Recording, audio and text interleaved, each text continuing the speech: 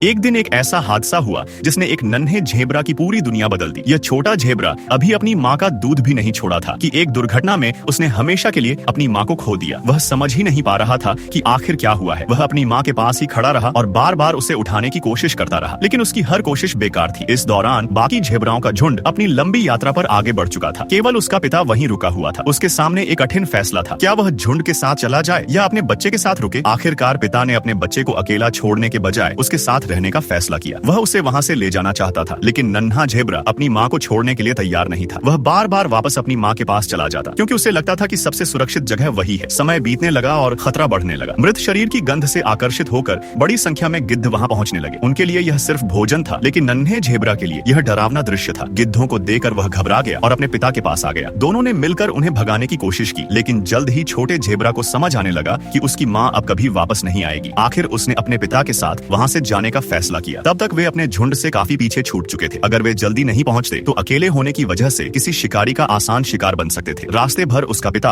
लगातार दूसरे झेब्राओं को आवाज देता रहा। कुछ समय बाद दोनों एक दूसरे झेब्रा झुंड के साथ चलने लगे, जिससे उनकी सुरक्षा बढ़ गई। सूरज ढलते ढलते वे आखिरकार अपने असली झुंड तक पहुंच गए। अब इस नन्हे झेब्रा का भविष्य कैसा होगा यह कोई नहीं जानता, लेकिन अपने पिता की देखभाल और सुरक्षा के साथ उसके जीवित रहने की उम्मीद जरूर है। घास खाने वाले ये जानवर पूरी जिंदगी हरी घास और पानी की तलाश में भटकते रहते हैं। यही उनकी जिंदगी है और यही उनके जीने की उम्मीद भी।